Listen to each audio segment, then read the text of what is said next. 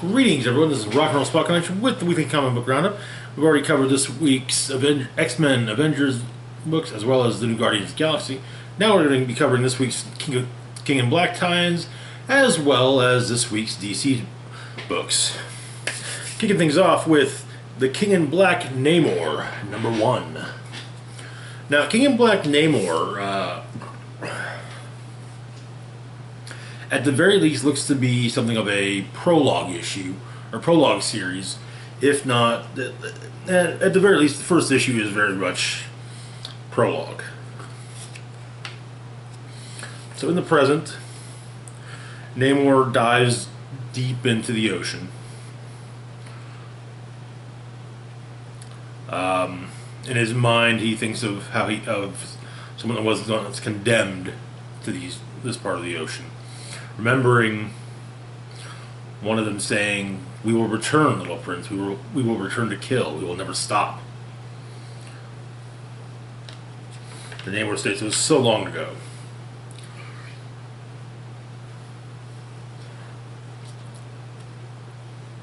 And so, go back to the days of Namor's adolescence, and he was kind of just the same. I mean, not as much of a jerk, but the jerkiness was still there. He and his friend Droma, or you get to see the heroes of the Atlantis, Swift Tide, ride off, and then they meet the chief, the son of one of the Chasm People's chieftains, Atuma. The future, it's easy to see where the rivalry between Atuma and Namor sparked from. I'll put it that way. Anyway, there's a big celebration that night. There have been talks between Atlantis and the Chasm people. But one of the advisors does say to Namor that perhaps Namor should try to be more, should at least should at least try to find a way to get along with Atuma. And Namor actually, says, yes, okay, you're absolutely right. I totally should. We totally should. Yeah.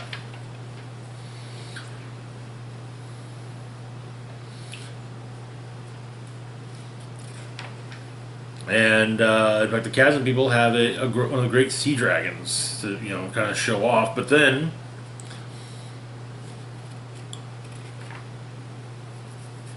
rebellious members of the Chasm people attack.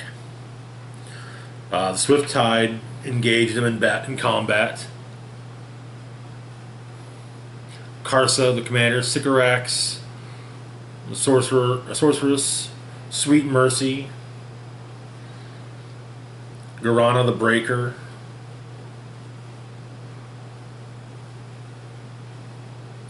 and finally the Mountain. However, Namor, Atuma, and Droma notice there's a second wave coming from a blind spot, and so 3 young Atlanteans go to stop them, and they actually manage to save the day working together. In fact, Atuma knows some of the people fighting, and is kind of says, "Hey, look. We can talk about this." And it's like, no. Talk over it. Okay, have it your way. And so, the Swift Tide thanks the 3 for helping. And it's decided that Namor and Atuma will be going on a mission together. In the present, Namor thinks back on all this, finding an old souvenir of the night, and says it was all so long ago, and he does not like to think of what will come next. And that is where the issue ends.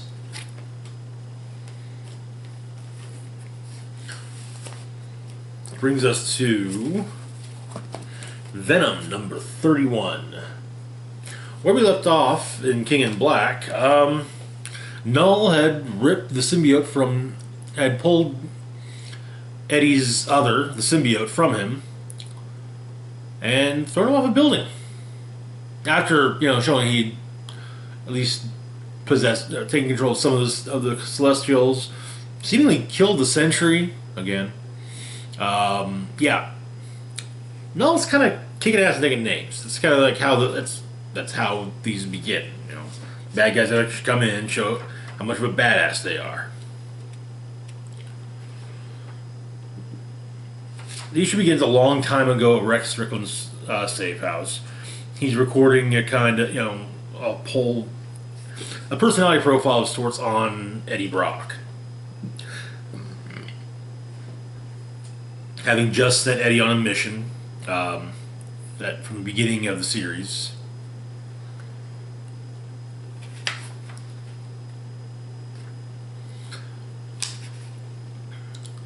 The symbiote tries to defy Null, but and he tries really hard to. He really tries. Eddie, during the personality profile on Eddie just kind of goes over and over as the events go on. We basically see Null's dragons going after civilians, fighting the Avengers, fighting the NYPD, fighting other heroes as well. Yeah, it looks kind of hopeless. Dylan tries to find out how his dad's doing, but is basically told by Iron Man to keep the line secure. And Iron Man's not happy that Dylan has a comms device. And he briefly connects to the hive mind, but Eddie's other promptly kicks him, gets him out of there. Saying disconnect yourself from the hive or he'll find you. And then on TV he sees Null pulling the symbiote off of Eddie.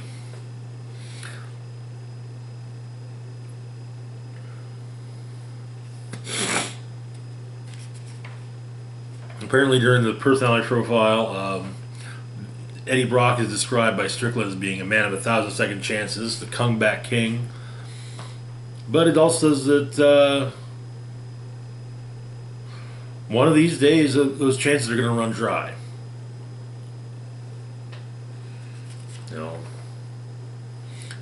And basically just another dead man wearing his coffin. And the issue ends with Eddie seemingly about to hit a symbiote-covered car after falling from the sky. And that's this week's Marvel books. Moving on to the distinguished competition, starting off with Batman Black and White #1. Now, Batman Black and White, it originated, if I remember correctly, as a line of statuary. They weren't overly expensive. Well, they didn't retail for high prices. It was usually statues of black and white statues of various artists' interpretations of Batman. It started off basically, here's Mike Mignola's Batman in black and white. Here's Jim Lee's. Here's Carmine Infantino's. Here's Brian Boland, so on and so forth. Some larger name artists actually got to have multiple versions. Others just got the one. Also, some prominent members of the Batman supporting cast would also end up in the line. Let's see. There's a Nightwing. There's a few Jokers. A few Harleys. Harley, in fact, even got her own spin-off line, Black, White, and Red, which it's basically statues of Harley Quinn that are all done in black, white, and red, her colors. But yeah, there was a previous comic based on black and white years ago, but I actually never read it. It was, and I think it was along the same lines as this, basically just, short stories. So, starting off, we have The Demon's Fist by James Tynion IV and Tradd Moore. The Demon's Fist, basically a League of Assassins that are attacking Gotham, and one particular member has been tasked with getting in one hit on Batman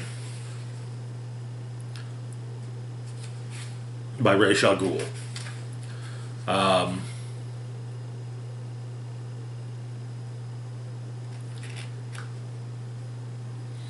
But yeah, he's defeated by Batman. And,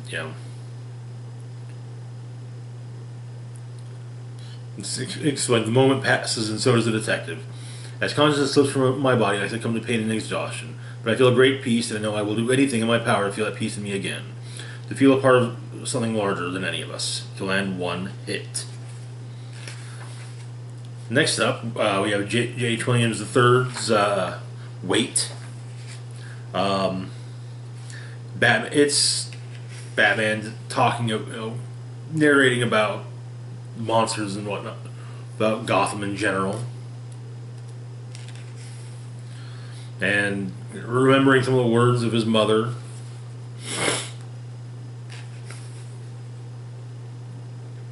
And knowing just how things are going to go.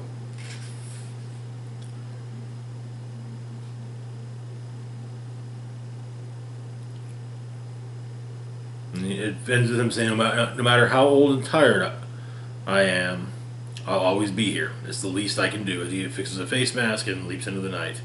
And a common thread throughout the story has been the pearls that Martha Wayne was wearing the night of her murder.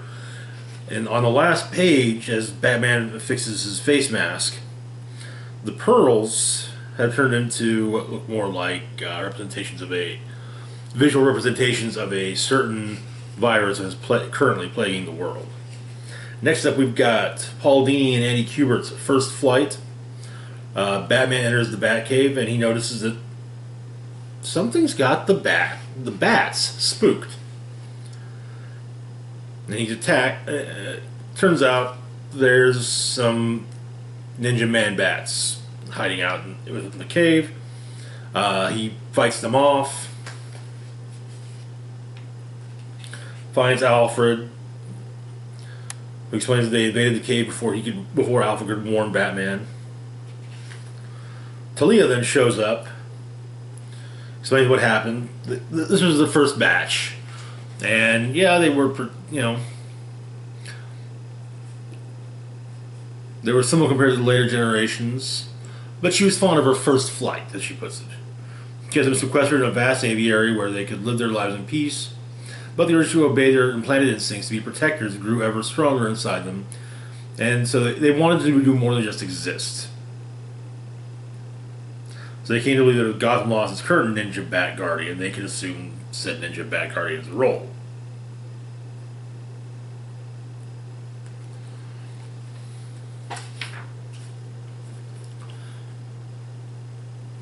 Batman asks if they can be retrained.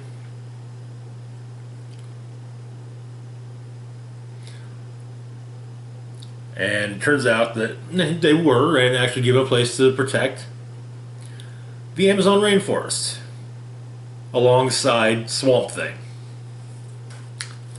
That is where the story ends. Next up we have Sisyphus, written and drawn by Emma Rios.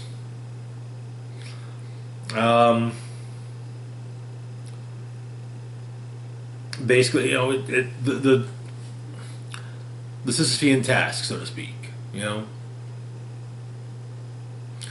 The basic version is it's Batman comparing himself to Sisyphus and kind of reflecting on his life and while also considering the concept of Sisyphus. And in the end, having been fully reborn, he approaches the city and he has his wings. Which brings us to G. Willow Wilson and Greg Smallwood's Metamorphosis. Batman's going after a criminal. Intelligence GCPD reports state that the criminal's in there with a dead cop and a kidnapped girl. No movement, no noise. And apparently Batman always thinks to himself that one of these You know, maybe this will be the time when he gets there too late. And so Batman enters, finds a little girl sitting curled up on a chair next to a Victrola. There's a shut closet door near her, and blood spilling out from underneath the door itself. Batman asks where he is, and the girl whispers in the kitchen. He opens the closet door and briefly sees the dead cop. He tells the girl, stay there and stay quiet. When the fighting starts, get down and stay down until he comes for her. Turns out the other occupant is Killer Croc. He's in the kitchen cooking, actually. And so, Bats and Croc duke it out. And the fight continues until the girl hits Batman with a frying pan.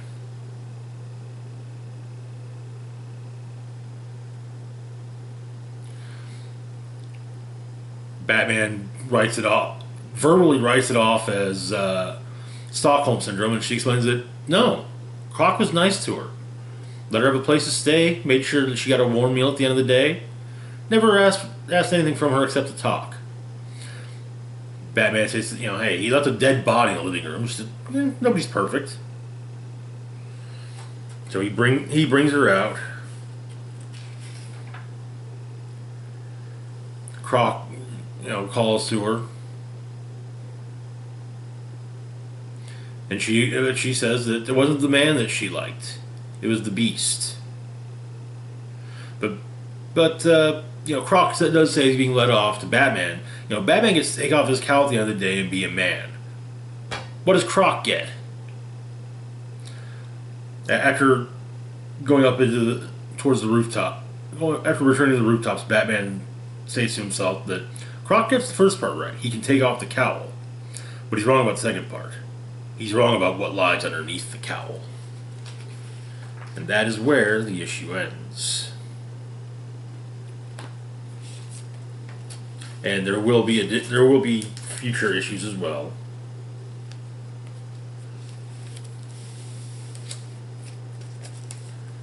It'll definitely be a fun collection of short stories. Next up, we've got Dark Knight's Death Metal: The Last Stories of the DC Universe. Now, we were supposed to have a Death Metal tie-in last week, The Secret Origin, but I think that seems to have been delayed. Where we left off,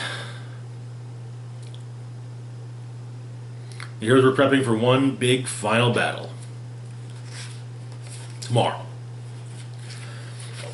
Our bookend story focuses on the Titans, and it's called Together. The first part of it focuses on Donna Troy. And Beastwood comes to visit her and comfort her. They talk about what's going on, and turns out all the Titans have kind of gotten together. Everyone's ever been a Titan.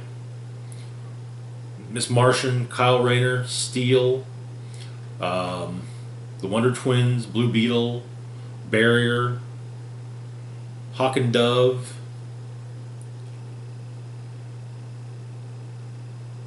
Cyborg, Starfire, Argent, the kids from Young Justice, Nightwing, Tempest.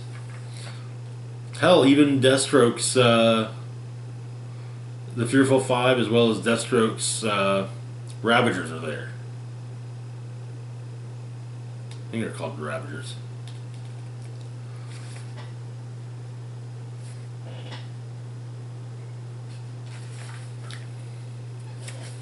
But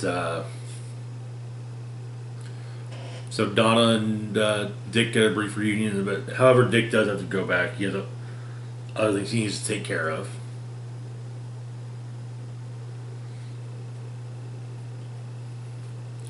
And then Wally shows up.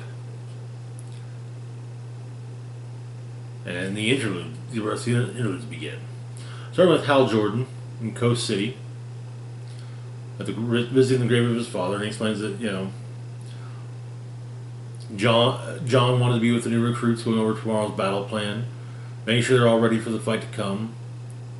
Kyle's with the Titans. Guy wanted to have a few beers the night before the big game. However, Hal,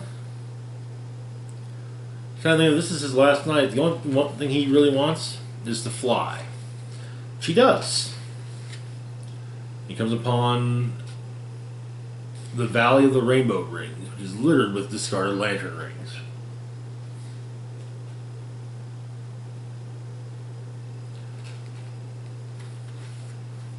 But it's also where Sinestro is. The two of them argue. Turns out that Sinestro, well, maybe he was kind of thinking he could maybe fight for the good of all as a Green Lantern again.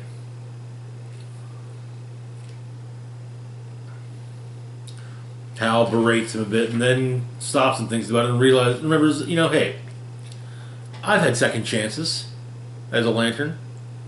I can't deny it to somebody else. And he tosses a ring over to Sinestro, saying, it's never good for another chance. All he has to do is say the words. And Sinestro puts on the ring and says the oath. And him and Hal fly off into the sky to see if there's any blue left up there. We next go to Wonder Woman, who's thinking back to when she killed the Batman Who Laughs, telling her mother about it. She then briefly talks to Riddler and then ends up talking with one of the other Donna Troys about from elsewhere in the multiverse. And Donna explains that when her planet died, she felt everything inside her collapse, like she'd folded in on herself, smoothed out all the edges until she was nothing. And that's probably what Diana will do.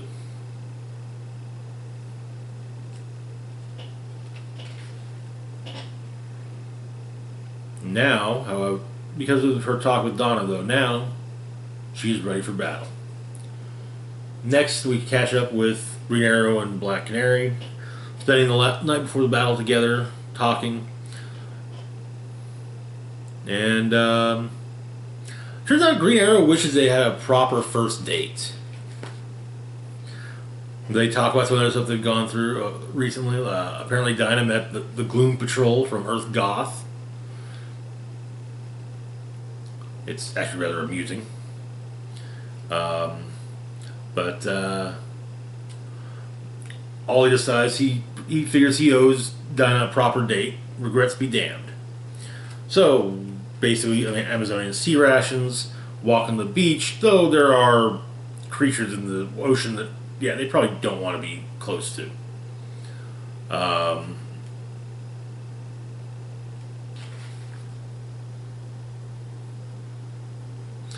And then they meet Black Arrow, Laurel Lance Queen.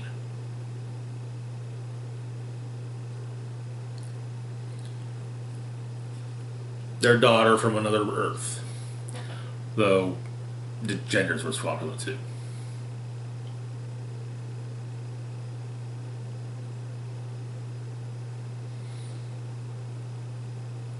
But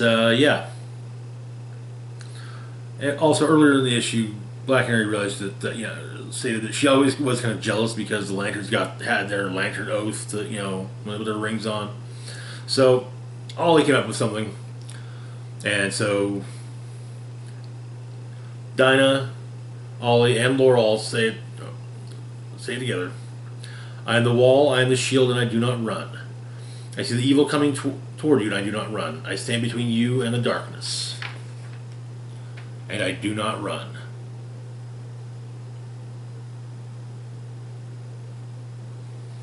Turns out, though, looks like Ollie was planning to propose.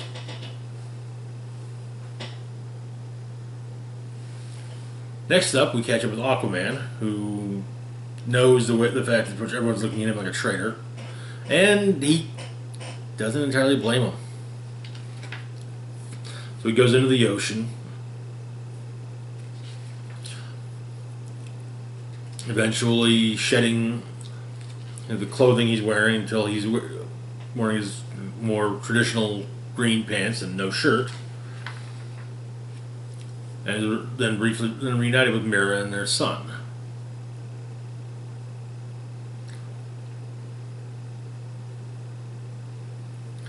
On the Themyscira, the Bat family get together. Dick tries to apologize to Barbara. She really doesn't want to hear it.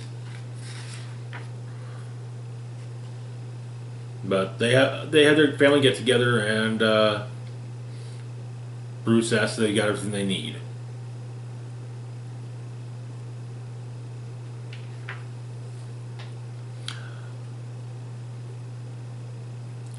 Dick and Babs continue arguing, and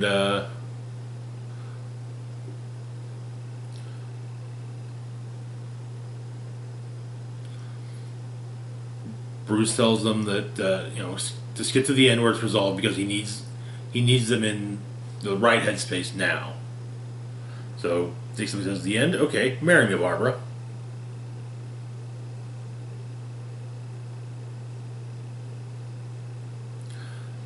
And Batman says, okay, by the power vested in me by nobody, you're married. Done. So they decide that for the night, they are married. If they live through the next day, it doesn't stand. Void, annulled, and Dick says until you can win her back.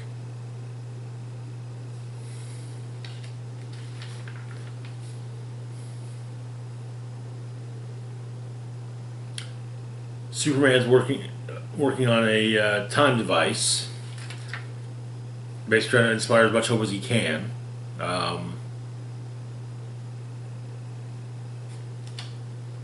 Be in as many places as possible. Basically, constantly time traveling, back an hour, until there's just a ton of them all over the world. Using the device was created in part from the remains of the time sphere that John used to go to the 31st century.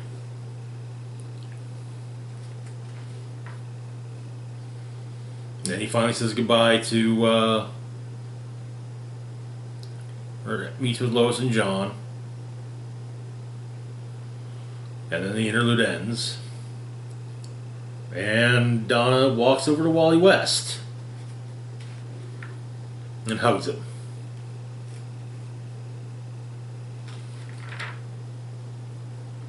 And basically kind of they all have a big, okay, we're...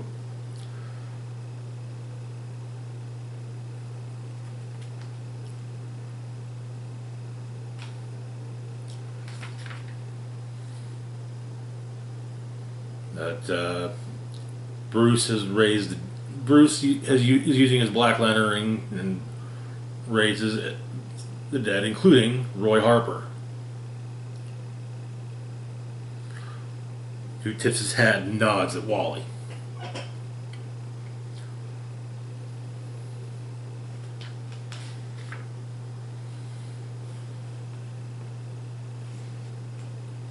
And the issue ends with Donna saying that the battle ahead will be hard, but whatever happens, we're never alone. And that's it for the last stories of the DC Universe. Though, of course, this is the last book of the week, so, nor even the last DC book. That's just the name of the one-shot. Which brings us to Tales from the Dark Multiverse, Flashpoint. This was actually quite a few weeks ago, but it got delayed. It's written and drawn by Brian Hitch, who is also the artist on another currently delayed DC book, Batman Superman number 12. So, like all the others, we begin with Thomas Fugenot talking about who he is and the Earth and Flashpoint and so on and so forth. However, something went a little wrong on this Earth. And so there's a point in Flashpoint where Barry gets the chemicals, the necessary chemicals together, and sits down in an electric chair and basically sits in an electric chair, and he's dousing the chemicals. They douse him, and then he gets struck by lightning to become the Flash once again. Well, this time he dies, and Thawne shows up. Actually, rather not finding this to be unexpected.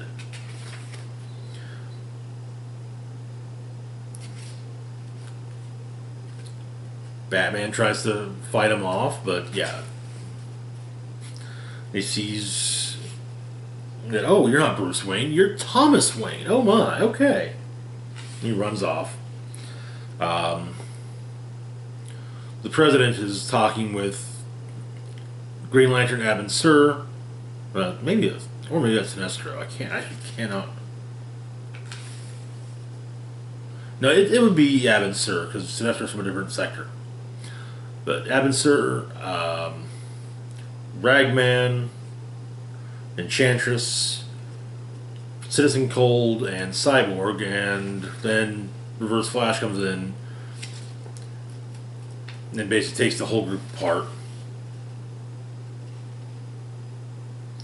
Turns out that the worthless president was put in the office by none other than Reverse Flash, whispering to just the right people. Cyborg comes back, tries to stop Thawne with Sonics, and Thawne atomizes him. And basically, he explains that, the president is going to now give Thawne America. However, it turns out that Victor Stone is still, at least mentally speaking, alive, and sends Batman a file on Project Superman.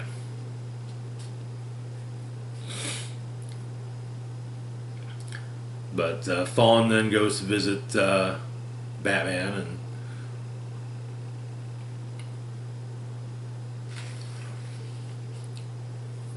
Thomas just wants his son back to survive that night. Maybe his wife as well. Thawne runs off, and Batman and Cyborg meet up to find Project Superman. Thawne takes care of the Atlantis problem in Paris, and in fact kills Aquaman.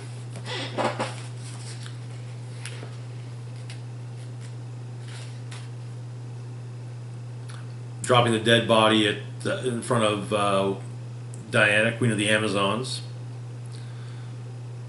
Explains that she and her old gods are finished. America is his, stay away from it. There won't be another warning. Wonder Woman asks what happens if she doesn't. He says that he won't be merciful. So, outside of Wayne Manor, for 5 days straight, Superman was standing and hovering in front of the mansion in the sun. So, they get ready.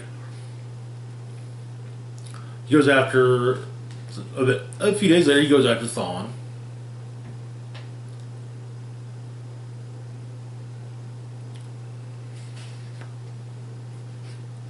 Thawne and Superman duke it out, and it's once again Sonics,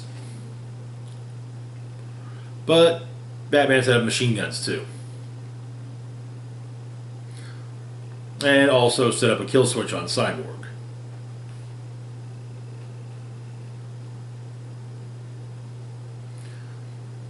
And Superman saves Thawne, allowing him to feel hope.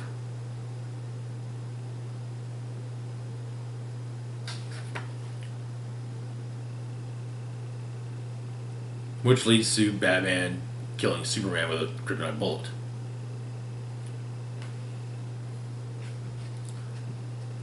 It turns out, however, that Atlantis and Themyscira have joined forces. They want Thawne. And it turns out the two kingdoms have formed a new alliance, however. An alliance of Apocalypse. And so,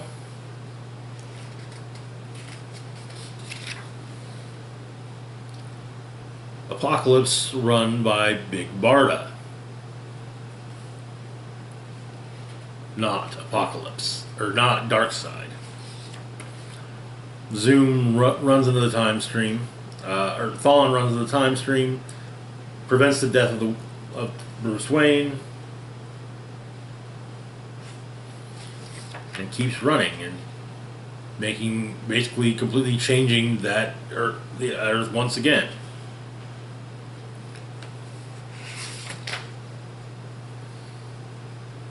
Explaining that this is his world, and if anyone tries to take it from him, he'll be ready.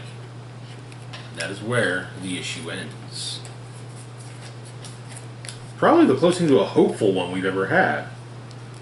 I'm sure I've stated this before, but I really do appreciate the fact of how similar these are to the old Marvel What Ifs from like way back in the day. But anyways, moving on to our final book of the week, American Vampire 1976, number 3. Where we left off, Skinner Sweet and his new gang had just stolen the final car of the bicentennial train, only to discover that the porters aboard were agents of the Beast. So we begin with some narration, and it turns out Skinner read an article. Yes, Skinner Sweet can read, in Hustler, about the greenhouse effect.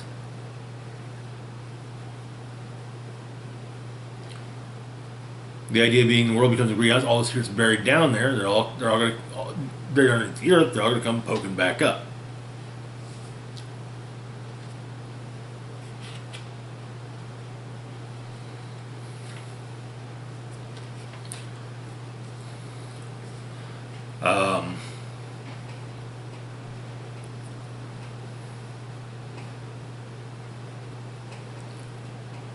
What was her name?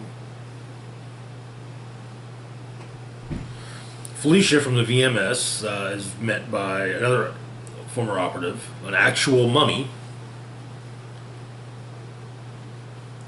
who's brought her the face. Who's brought her basically the face of a ghoul. She asks how it works, and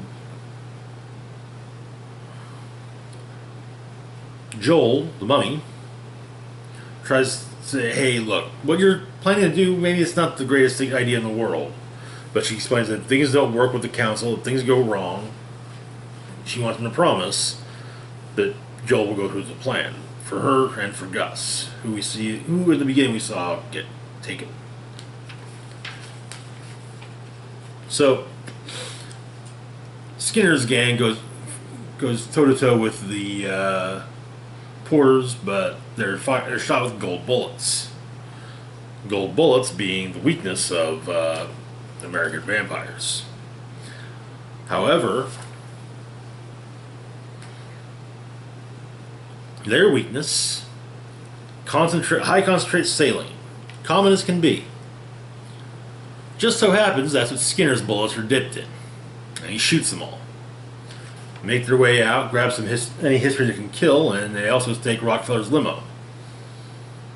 In New York, oh God, what were their names again? Travis and Poole. All right, Travis and Poole are looking in the subways for possibly Dracula.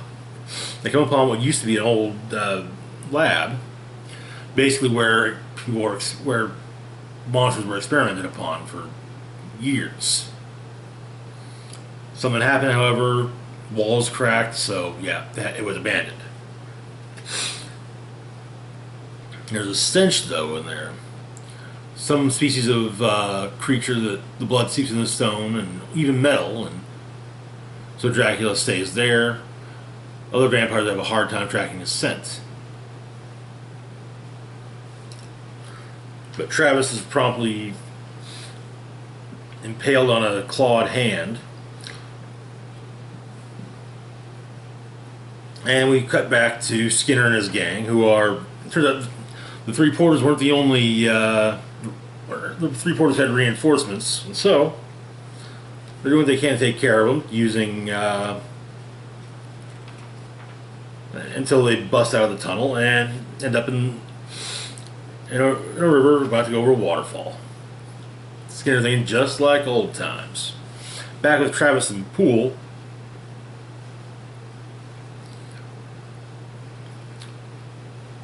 Dracula, perhaps? Dracula asked Poole to continue telling Travis the story of his brother. Apparently, Travis's brother, or Poole's brother, is... The thought of Poole's brother is what keeps Poole going.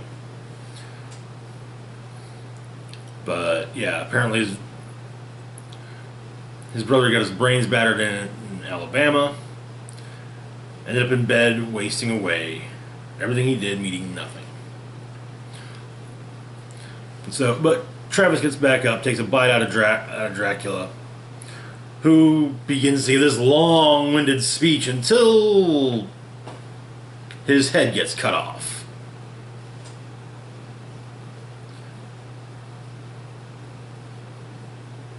The creature did it, saying that Dracula may be the first Carpathian, but her